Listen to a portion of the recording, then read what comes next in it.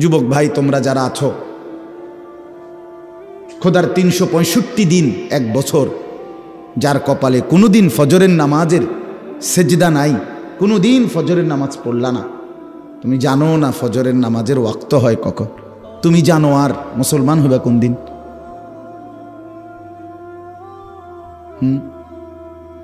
বলো ভাইয়া, তুমি মানুষের বাচ্চা হবা কোন দিন? যার কপালে সেজদা নাই, আমার তো তারে মানুষের বাচ্চা মনে হয় না। কোরআনুল কারীমে আল্লাহ তাআলা জানোয়ার বলছে যে মানুষগুলোকে, সে না হইলে কে হবে তাহলে? কারে বলতে চাইছে? 365 দিতে এক বছর, 5 বছরে 10 বছরে কোনোদিন বলতে পারবে না ফজরের ওয়াক্ত হয় কখন। এমন ডাকাত, এমন পাষাণ, এমন জালেম এখানে নাই? তো তুমি কোন দিন বুঝবা? বলেন কোন দিন অনুভব হবে? আর কোন হুজুর বললে, আল্লাহর কিতাব কোরআন ছাড়া আর কোথা থেকে বললে আপনি বুঝবেন? এই জন্য আমার বাপ, আমি অনুরোধ করছি, শুধু শুনবার জন্য বসা না, বরং আমার দিলে, আপনার দিলে যেন অনুভূতি জাগে। ফিকির চাই, ফিকির, দিলটা যেন নড়ে চড়ে ওঠে, বিবেক যেন নড়ে চড়ে ওঠে, এটা উচিত। ভেবে দেখেন, আমি আমাকে নিয়ে ভাবি, আপনি আপনাকে নিয়ে ভাবেন, প্রত্যেকেই প্রত্যেকের অবস্থার উপরে ভাবেন ইনসাফের সাথে। যুবক ভাই তোমরাও ভাবো, মুরব্বী চাচা আপনারাও ভাবেন। পর্দার আড়ালের মা বোন 20 বছর ধরে বেপর্দা চলেন, আজকে 10 বছর ধরে আপনি গোসল করেন যেই জায়গায়, রাস্তার মানুষ আপনারে দেখে আসতে যাইতে আমনের মতো বেহায়া নির্লজ্জ মহিলা যে গোসল করে কেমনে পর্দার আড়ালে, এ কথাটুকুও বোঝেন না, আপনি মুসলমানের বেডি হইলেন কেমনে? কথা বলেন না কেন? আপনার মতো বেশরম মহিলা আল্লাহর জমিন আর কে? কোন দিন বুঝবেন আপনি? কত বছর পরে বুঝবেন আপনি বেপর্দা জিন্দিগি এটা গুনাহ? আপনাদের যাদের ছেলে নামাজ পড়ে না, মেয়ে পর্দা করে না, স্ত্রী পর্দা করে না, আপনাদের যাদের ঘরে আপনাদের টাকা দিয়ে বিদ্যুৎ বিল দেন, আপনাদের টাকা দিয়ে ইন্টারনেটের বিল দেন, ডিশের বিল দেন, আর সেই টাকা দিয়ে আপনাদের ঘরে আপনাদের স্ত্রী সন্তান টেলিভিশনে নাচ গান নাটক সিনেমা নর্তকীর ছবি জিনা ব্যভিচার দেখে, আল্লাহর কসম পুরুষরা আপনাদের যাদের ঘরে টেলিভিশনে বউ বাচ্চা নাচ গান দেখে, আপনারা প্রত্যেকে দায়ুস। আমার নাম আনিসুর রহমান, মনে রাখেন। আরেকবার না আয়নের খেয়ালে কইছি, আজ যাতে আয়ন না লাগে, একবারেও আজ মনে রাখবেন। স্পষ্ট হাদিস, আল্লাহর নবী সাল্লাল্লাহু আলাইহি সাল্লাম বলেন 3 ধরনের ব্যক্তির জন্য জান্নাত হারাম। হারামাল্লাহু আলাইহিমুল জান্নাহ তালাসা, 3 ধরনের ব্যক্তি নবীজি বলছেন। 1 নাম্বার হলো মুদমিনু খাম, নেশাখোর, মদখোর, মদ পান করে যে নেশা করে, এই নেশাখোর জানোয়ার, মদখোর, ফেন্সিখোর, বাবাখোর, ডাইলখোর, আবার ট্যাবলেট ব্যবহার করে, তার জন্য আল্লাহ রাসূল বলছে জান্নাত তোর জন্য হারাম। 2 নাম্বার আকুল ওয়ালিদাইন, পিতা মাতার নাফরমান, মা বাবারে কষ্ট দেয় যে, মা বাবার উপরে জুলুম করে যে, মা বাবার অবাধ্য যে, তার জন্য জান্নাত হারাম। আর 3 নাম্বার ওয়াদাইয়ুস। এখন প্রশ্ন হইল, দাইয়ুসের জন্য আল্লাহ রাসূল বলছে জান্নাত হারাম। এখন দাইয়ুস কে? খোদার কসম আমার ব্যাখ্যার দরকার নাই, আমার কথা না, রাগ হওয়ার কোনো সুযোগ নাই। আল্লাহ রাসূল বলছেন সাল্লাল্লাহু আলাইহি ওয়াসাল্লাম, আল্লাযী ওয়াদাইয়ুস আল্লাযী ইউকিররু আহলাহু আল খুবুস। এটাই হাদিসের ইবারত। রাসূলুল্লাহ সাল্লাল্লাহু আলাইহি ওয়াসাল্লাম বলেন, এবং দাইয়ুসের জন্য জান্নাত হারাম।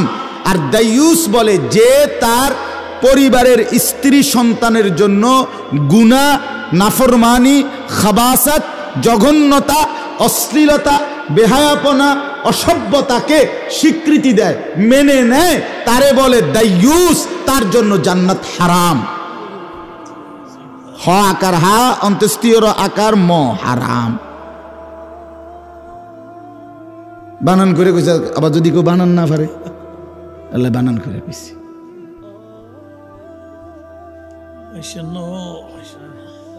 বলে জবাব দেন আপনারা। ঘরে 10 বছর ধরে টেলিভিশন চলে, আপনার কলিজার মধ্যে কোনো নড়াচড়া নাই, আপনি এটারে কিছুই মনে করেন না। কিতা ঘটনা কিতা? হ্যাঁ, আপনি কি ভাবতেছেন? জান্নাত মামুর বাড়ি মনে করে ফেলছেন? এটা হাসরের মাঠ, এটা নানার বাড়ি, শ্বশুর বাড়ি না। বাপ রব্বি লা তুখজিনি ইয়াওমা ইউবআসুন ইয়াওমা লা ইয়ানফাউ মালুন ওয়ালা বানুন। ইব্রাহিম আলাইহিস সালামের মতো নবী, আল্লাহর বন্ধু নবী, আল্লাহর খলিল নবী, খোদার কসম বাপ, কোরআনুল কারীমের আয়াত। ইব্রাহিম আলাইহিস সালামের মতো নবী দুনিয়ায় থাকতে আল্লাহর কাছে দোয়া করেছিলেন, রব্বুল আলামিন লা তুখজিনি ইয়াওমা ইউবআসুন। আল্লাহ, আমি জানি আপনার খলিল, আমি জানি আমি আপনার বন্ধু, তবু আমার হাসরের ময়দানকে ভয় হয়। আল্লাহ, আমি ইব্রাহিমকে হাসরের মাঠে বেইজ্জতি করিয়েন না। ইয়াওমা লা ইয়ানফাউ মালুন ওয়ালা বানুন। আল্লাহ, যেদিন স্ত্রী, সন্তান, মাল, সম্পদ কোনো কিছুই কাজে আসবে না, সেদিন আমি ইব্রাহিমকে বেইজ্জতি করবেন না। আমার বাপ ইব্রাহিমের মতো নবী বলতেছে, আল্লাহ, হাসরের ময়দানকে আমার ভয় হয়। আপনি কে? আমি কে? কথা বলেন না। আপনি আমার কোনো পাত্তা আসেনি? হ্যাঁ, রাসূলুল্লাহ সাল্লাল্লাহু আলাইহি সাল্লাম পরিষ্কার বলছে, ইব্রাহিম আলাইহিস সালাম ওনার ছেলে ইসমাইলকে দেখবে হাসরের ময়দানে, ওই যে দেখা যায়। আল্লাহর নবী বলেন, কসম উম্মত, ইব্রাহিমের মতো নবী একবারও ইসমাইলকে হাসরের ময়দানে ডাকবে না, বরং বলবে, ইয়া রব্বি নফসি নফসি, আল্লাহ আমাকে বাঁচান, আমাকে। ইসমাইল তারটা সে বুঝো। ইয়াকুব নবী, রাসূলুল্লাহ সাল্লাল্লাহু আলাইহি সাল্লাম বলেন, ইয়াকুব নবী ইউসুফকে দেখবে হাসরের ময়দানে। এই যে দেখা যায় ইউসুফ, এটা সেই ছেলে ইউসুফ। কোরআনুল কারীমের মধ্যে আছে 40 বছর টানা, এক টানা 40 বছর যেই সন্তানের বিরহে কাঁদতে কাঁদতে ইয়াকুব নবী, ওয়াবিয়াদ্দাত আইনাহু মিনাল হুজনি ফাহুয়া কাযীম। ইয়াকুব আলাইহিস সালাম ইউসুফের বিরহে 40টা বছর কাঁদতে কাঁদতে 2 চোখ অন্ধ হয়ে সাদা হয়ে গেছে। ওয়াবিয়াদ্দাত, সাদা হয়ে গেছে, 2টা চোখ সাদা হয়ে গেছে। সেই ছেলে ইউসুফকে ইয়াকুব নবী হাসরের ময়দানে দেখার পরেও আল্লাহর নবী সাল্লাল্লাহু আলাইহি সাল্লাম বলেন, একবারের জন্য ইউসুফকে ডাকবে না, বরং সেই ইয়াকুব নবীও বলবে, ইয়া রব্বি নফসি নফসি, মাওলা আজ হাসরের ময়দানে শুধু আমাকে বাঁচাইতে চাই। ইয়া আইয়ুহান নাস ইত্তাকু রাব্বাকুম ইন্না জালজালাতাস সাআতি শাইউন আযীম। রব্বুল আলামিন বলেন, হে মানুষ, তোমরা সকলেই তোমাদের রব আল্লাহকেই ভয় করো। ইন্না জালজালাতাস সাআতি শাইউন আযীম। আল্লাহ বলে, আমার বান্দারা মনে রেখো, কিয়ামতের ভূমিকম্প বড়ই ভয়ানক হবে বান্দা। ইসরাফিল ফু দিবে আর জমিনে ভূমিকম্প শুরু হবে। সেই ভূমিকম্প একদিক শুধু নড়বে না, এক পাশ শুধু নড়বে না, আমার সৃষ্টির পুরা জমিন একসাথে নড়বে, একসাথে ভূমিকম্প শুরু হবে। ইয়াউমা তারাউনাহা তাদহালু কুল্লু মুরদিআতিন আম্মা আরদাত। রব্বুল আলামিন বলেন, জমিনে ইসরাফিলের ফু দিলে, কিয়ামতের ভূমিকম্প যখন শুরু হবে, সেই অবস্থায় যে মা তার বাচ্চাকে দুধ পান করাইতেছিল, কলিজার টুকরা কোলের সন্তান, মা বড় যত্ন করে বুকের দুধ খাওয়াচ্ছিল। আল্লাহ পাক বলে জমিনের ভূমিকম্প শুরু হবে, সেই মা তার দুধের বাচ্চাকে ছুঁড়ে ফেলে দিয়ে পাগলের মতো দৌড়তে শুরু করবে। তাদাউ কুল্লু দাতি হামলিন হামলাহা, এটা কোরআনের আয়াত।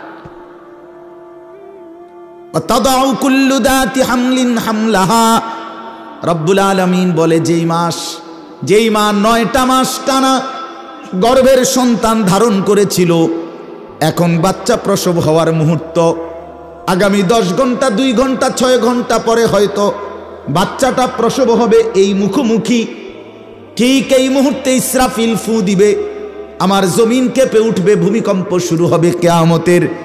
আল্লাহর কসম বাপ রব্বুল আলামিন বলে গর্ভবতী মা এভাবে দৌড়বে, পেটের বাচ্চা নিজে নিজেই খালাস হয়ে পড়ে যাবে, মা ফিরেও তাকাবে না, ছেলে হলো না মেয়ে হলো, বেঁচে রইল না মরে রইল। ওয়াতারান্নাসা সুকারা, আল্লাহ বলেন এভাবে সব মানুষ মাতালের মতো দৌড়বে। ওমা হুম বিসুকারা, কিন্তু আল্লাহ বলে কেউ আজ মাতাল নয়, কেউ পাগল হয় নাই। ওয়ালাকিন্না আযাবাল্লাহি শাদীদ, সবাই বুঝে ফেলবে আজকে আর আল্লাহর আযাব, এখান থেকে আর পরিত্রাণ পাওয়ার সুযোগ নাই। আজ সবাই বুঝবে। ফাইদা বারিকাল বাসার ওয়া খাসাফাল কামার ওয়া জুমিআশ শামসু ওয়াল কামার ইয়াকুলুল ইনসানু ইয়াওমাইদিন আইনাল মাফার। আল্লাহু আকবার। আল্লাহ বলে চোখে ধাঁধা লেগে যাবে, ধাঁধা লেগে যাবে বাপ। ইসরাফিল ফু দিবে, জমিনের কাঁপ উঠবে, আর মানুষের চোখ ধাঁধা লাগবে। ধাঁধা লাগবে কেন? ভেলকি লেগে যাবে কেন? চোখের সামনে আসমান ভেঙে পড়বে, চাঁদ খসে পড়বে, সূর্য খসে পড়বে, তারকারাজি খসে পড়বে, পাহাড় উঠতে থাকবে, জমিন রেজা রেজা পাউডার পাউডার হয়ে যাবে, সাগর খাল নদীর পানিগুলো উঠতে থাকবে জলীয় বাষ্পের মতো, টকবক করে উতরাইতে উতরাইতে উড়ে যাবে। এই অবস্থা দেখে যেদিকে তাকাবে মানুষ ভেলকি লেগে যাবে, হায় হায় এটা কি হচ্ছে, এটা কি হচ্ছে, ওইটা কি হচ্ছে। খোদার কসম কোরআনে আল্লাহ বলে এক মানুষ আরেক মানুষকে দৌড়তে দৌড়তে বলবে আইনাল মাফার, ভাইয়া পালাবো কোথায়, আশ্রয় কোথায়, দাঁড়াবো কোথায়, নিরাপত্তা কোথায়। আর শাজিম থেকে আল্লাহ বলবেন কাল্লা লা ওয়াজার, না বান্দা আজ আর কোথাও ঠিকানা নাই। কাল্লা লা ওয়াজার, আজ আর কোথাও আশ্রয় নেই, না বান্দা। ইলা রব্বিকা ইয়াউমা ইদিনিল মুস্তাকার, আজ শুধুই আশ্রয়ে তোমার রব আল্লাহর নিকট। কার নিকট বলেন? আল্লাহর নিকট। ইউনাব্বাউল ইনসানু ইয়াউমা ইদিন বিমা কদ্দামা ওয়া আখার। রব্বুল আলামিন বলেন ইসরাফিলের শিঙ্গা ফু দিয়ে পুনরায় আমি আল্লাহ হাসরের মাঠে সবাইকে নিয়ে আসব, আর প্রত্যেকটা মানুষকে তার জিন্দিগির 2টা জিনিস জানাবো। একটা হলো ভালো কিংবা মন্দ তুমি নিজের হায়াতে যা করেছ, আরেকটা হলো ওয়া আখার, তোমার মৃত্যুর পরে তোমার নামে ভালো কিংবা মন্দ যা কিছু দুনিয়াতে চালু ছিল, 2টার হিসাব। এই মসজিদে আমি নামাজ পড়েছি মোট যত ওয়াক্ত, এটাও আমার আমল নামাতে জমবে। এই মসজিদে আমি 1 লক্ষ টাকা দিছিলাম, 10,000 টাকা দিছিলাম, বিনিময়ে এই মসজিদটা হয়েছে। এরপরে যতদিন এই মসজিদে মুসল্লি নামাজ পড়েছে তাদের নেকির সমপরিমাণও আমার নামে জমবে।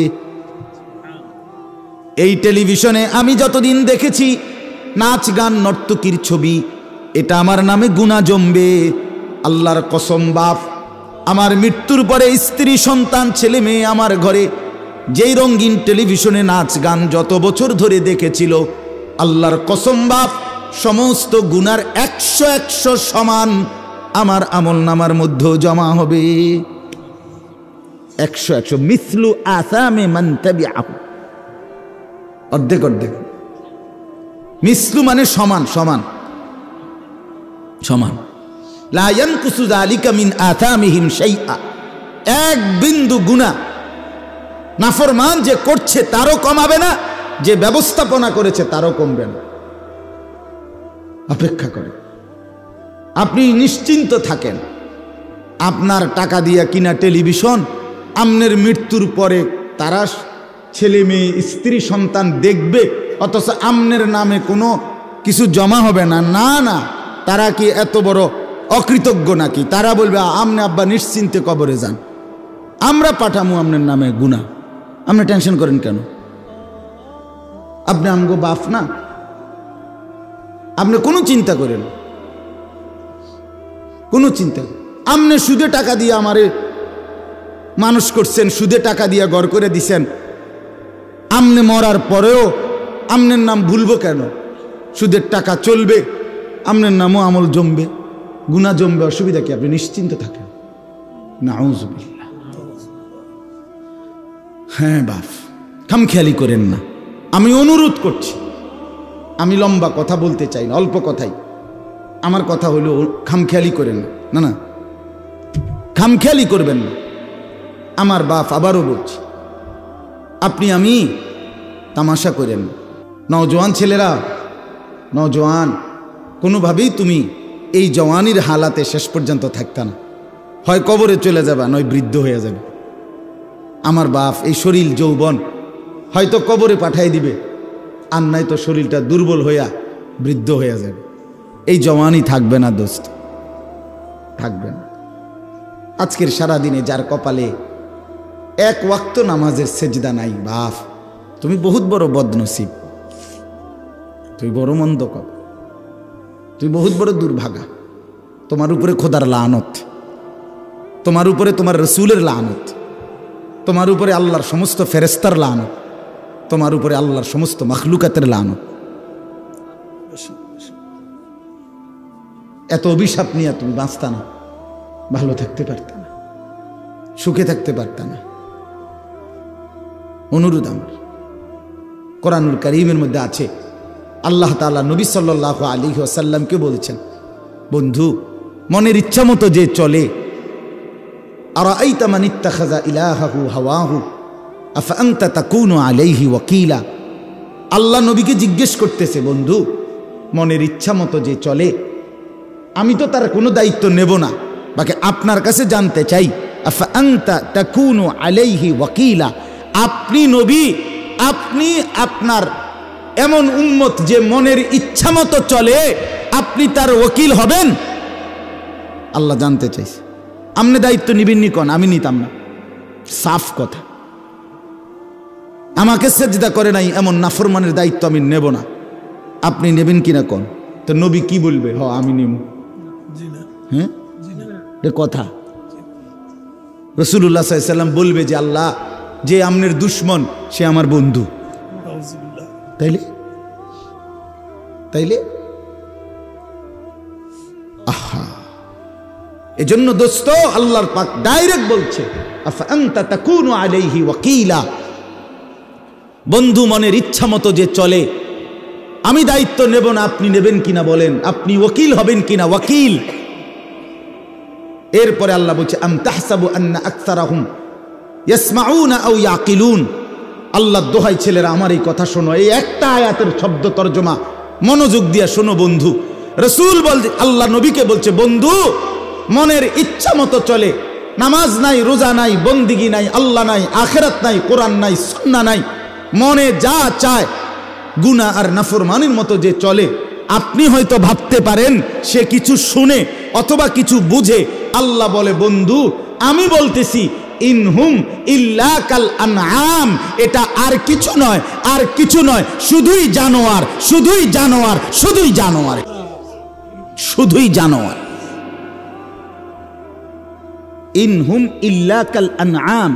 নফি ইস্তিসনা আরবি ভাষার গ্রামারের নিয়ম হইল নফি ইস্তিসনা তাকিদ বুঝায়। আর কিছু নয়, আর কিছু নয়, শুধুই জানোয়ার, এটাই তর্জমা। অর্থ এমনি কইতেই, বালহুম আদাল্লু সাবিলা। আল্লাহ বলে, না বন্ধু, জিদ তো আমার কমলো না, আল্লাহ বলে বন্ধু রাগ তো আমার কমে নাই, আরে জানোয়ার বলে আমার আল্লাহর রাগ কমে নাই। আল্লাহ বলে না বন্ধু না, এটা জানোয়ারও না, এটা জানোয়ারের চাইতো নিকৃষ্ট পথহারা। এটা কুত্তাও না, শুয়োরও না, এটা গরুও না, ছাগলও না, এটা কি কুত্তাও না, না না না, এক চাইতো পথহারা। এক কুকুর যদি কেউ লাঠি আলগি দেয়, তাহলে সেই কুকুর বুঝে আমারে মারবে, আমার ক্ষতি হবে, দৌড় মারে। আর মানুষ নামের এই জানোয়ার ঘন্টার পর ঘন্টা মোবাইলে উলঙ্গ ছবি দেখে, নর্তকীর নাচ দেখে, এক ওয়াক্ত নামাজ পড়ে না, একটা টাকা হারাম হালাল উপার্জন করে না, স্ত্রী পর্দা করে না, ছেলে নামাজ পড়ে না, মেয়ে পর্দা করে না, সারাদিন দুনিয়ার অবৈধ উপার্জন নিয়ে পড়ে থাকে। তার মানে এই সবগুলো গুনাহ যে তাকে জাহান্নামের ধাউ ধাউ আগুনে জ্বালাবে, এই জানোয়ার এটাও বোঝে না। এ তো কুত্তার তুনু খারাপ, এ তো কুকুরের চাইতেও খারাপ। কুকুর তো লাঠি আলগি দিলে বুঝে যে আমার মারবো, এই জন্য দৌড় মারে। বাল হুম আদাল্লু সাবিলা, আল্লাহ তাআলা বলে বরং সে তার চাইতেও বেশি নিকৃষ্ট পথহারা।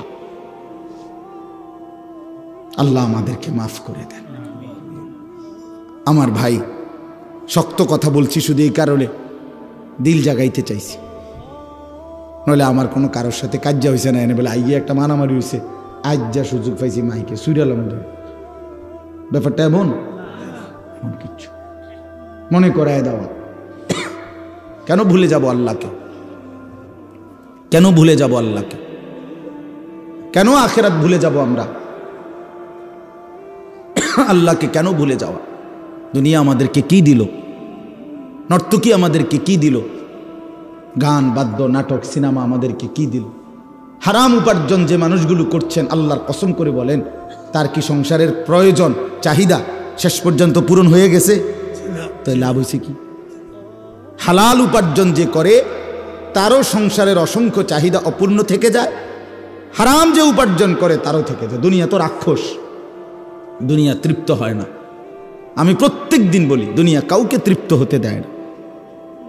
দুনিয়া একটা রাক্ষসের নাম, যে রাক্ষস এতগুলো দিলেও গিলে ফেলে আবার মুখ হা করে, এর নাম দুনিয়া। দুনিয়া ছোট কম্বলের মতো, যে কম্বল নিচেরটা ঢাইকা দিলে উপরটা খালি হয়ে যায়, উপর অংশ ঢাকলে নিচের অংশ খালি হয়। রাসূলুল্লাহ সাল্লাল্লাহু আলাইহি ওয়াসাল্লাম বলেন, লা ইয়ামলাউ জাওফু ইবনু আদামা ইল্লা তুরাব। কবরের মাটিতে ঢুকা পর্যন্ত খোদার কসম নবী বলেন, বনি আদমের পেট ভরবে না। বনি আদম মানুষ তৃপ্ত হবে সেদিন, স্বস্তি পাবে সেদিন, স্থির হবে সেদিন, যেদিন কবরে ঢুকবে। তার আগ পর্যন্ত কি নাই? তৃপ্তি নেই। দুনিয়া তৃপ্ত করে না, দুনিয়া তৃপ্ত করে। হাত্তা ইদা আখাদাতিল আরদু যুখরুফাহা ওয়া যায়্যানাত ওয়া যান্না আহলুহা আন্নাহুম কাদিরুনা আলাইহা আতাহা আমরুনা লাইলান আও নাহারান ফাজআলনাহা হাসীদান কাআল্লাম তাগনা বিল আমস। সূরা ইউনূসের আয়াত। আল্লাহ বলেন, দুনিয়া কেমন জানো? এক কৃষক খেতে ধান ফলাইছিল, সারা খেতে সবুজ গাছ ভরে উঠছে।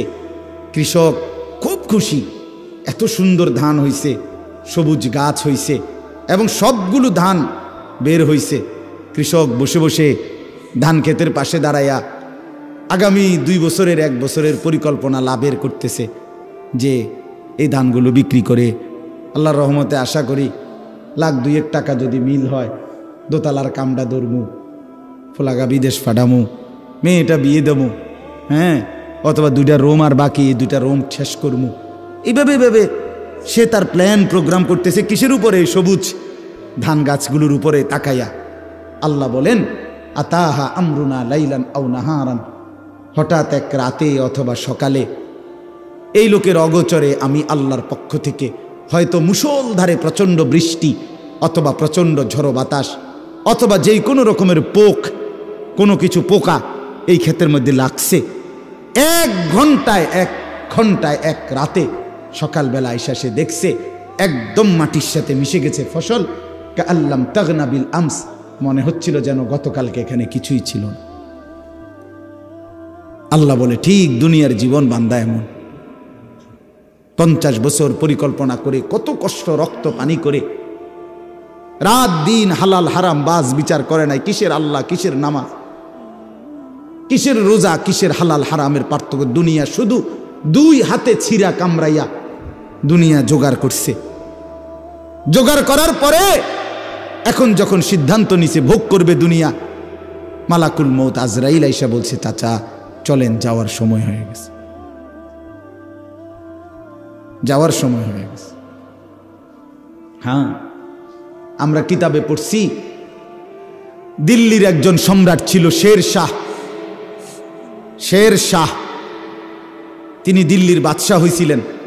তো দীর্ঘ 60 বছর যুদ্ধ করে লাগাতার শেষ পর্যন্ত উনি দিল্লির ক্ষমতা দখল করছিলেন, দিল্লির বাদশাহ হয়েছিলেন।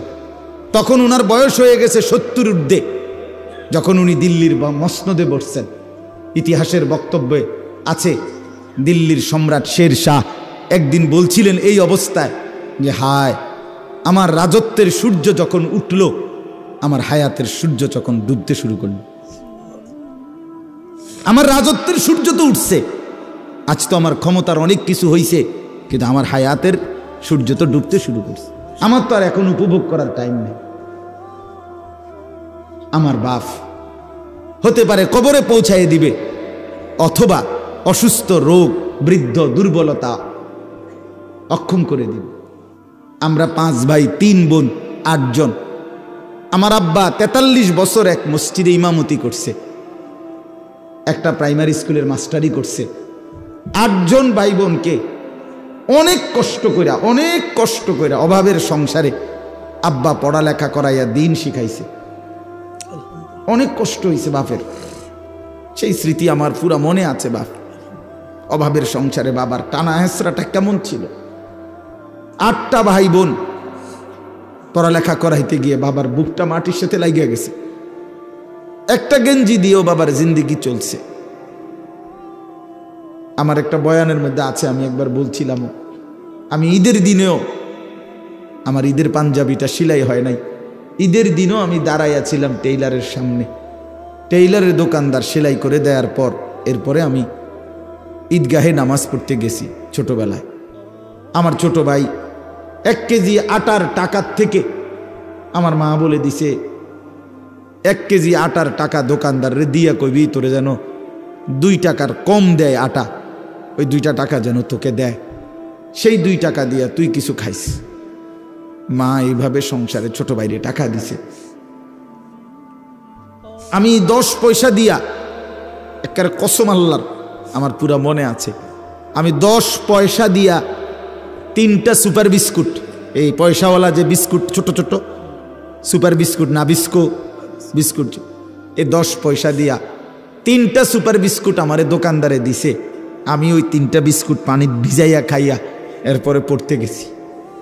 তো সেই অভাবের সংসারে বাপ আমগরে বড় করছে।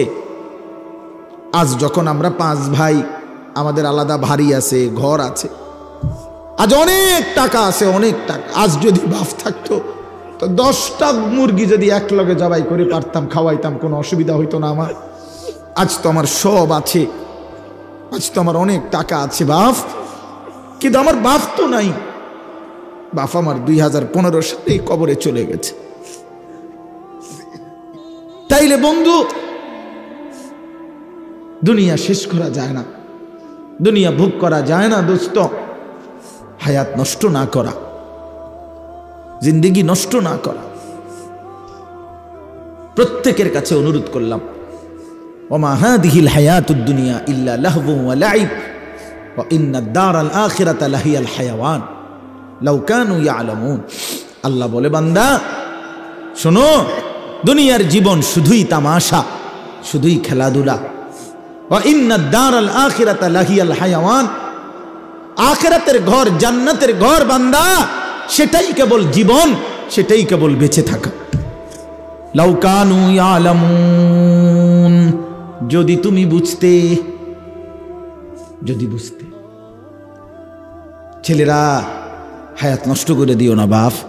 কাজে লাগাইলেও যৌবন শেষ হয়ে যাবে, কাজে না লাগাইলেও যৌবন শেষ হয়ে যায়। অমিনকুম মান ইউতাওয়াফা মিন ক্বাবল, আল্লাহর ওয়াদা বাপ, হায়াত নষ্ট করে দিও না। একটা মানুষ সুস্থ সবল মুসলমানের বাচ্চা, তুমি তাগড়া জওয়ান, তোমার দ্বারা পৃথিবী গড়বার কথা, তোমার দ্বারা দেশ করবার কথা।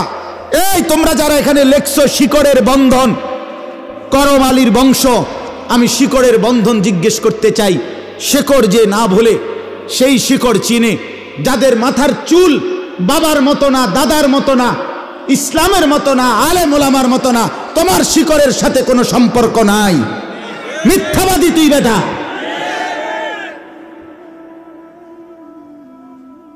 তোর বাবা কোনোদিন এই চুল রাখে নাই। কথা বলেন না কেন? এটা শিকড়। তুমি শিকড় ছিঁড়ে ফেলছো। শিকড় কাগজে লিখলে হবে না, প্রমাণ করো তোমার শিকড়। তোমার দাদা দিন রাত, তোমার দাদা মোবাইলে উলঙ্গ ছবি দেখতো না? এই বেটা কথা কয় না কেন ছেলেরা? তোমার বাপ দিবানিশি মোবাইলে উলঙ্গ ছবি দেখতো, তো তুমি যে সারা দিন সারা রাত মোবাইলে উলঙ্গ ছবি দেখো, সারা দিন এটা টিপো, এটা নি শেকড়। কোথায় তোমার শেকড়? কই? আমার শেকড়ের বন্ধন আছে। আমার বাপকে দেখছি আজীবন পাঞ্জাবি গায়ে দিছে, আমি পাঞ্জাবি গায়ে দিই। আমার বাপ আজীবন টুপি মাথায় দিছে, আমার টুপি আছে। আমার বাপ আজীবন দাড়ি রাখছে, আমার দাড়ি আছে। আমার বাপ আজীবন মিসওয়াক করছে, আমার মিসওয়াক আছে। আমার বাপ আজীবন টয়লেট পেপার ব্যবহার করছে, আমার টয়লেট পেপার আছে। আমার বাপ আজীবন তসবি ব্যবহার করছে, আমার কাছে তসবি আছে, ওই যে তসবি এনে থুইলাম। আমার বাপ আজীবন আতর ব্যবহার করতেন, আমার কাছে আতর আছে। আমি শেকড়ের বন্ধন আছি আমার। তোমার শেকড়ের বন্ধন তুমি বলো, বলো মিয়া, তোমার ইসলাম তুমি বুঝায় দাও। তোমার বাপকে বলো। আমি তো অসংখ্যবার বলছি, তোমরা যারা সিনেমার নর্তকীর ছবি, নাচ গান, জিনা ব্যভিচারের দৃশ্য দেখো, এই বাপ, তোমরা এক পবিত্র মুসলমান মায়ের 2 বছর দুধ খাইয়া বড় হইছিলা। তোমরা ওই নর্তকীর হাতে বড় হও নাই, মায়ের হাতে বড় হইছো তোমরা। তুই বেটা নর্তকীর সন্তান না, তুই এক মুসলমান মায়ের সন্তান। তুই মাকে ভুলে গেলি কেন? এই বেটা মাকে ভুলে গেলি কেন? বাবাকে ভুলে গেলি কেন? আল্লাহকে ভুলে গেলি কেন?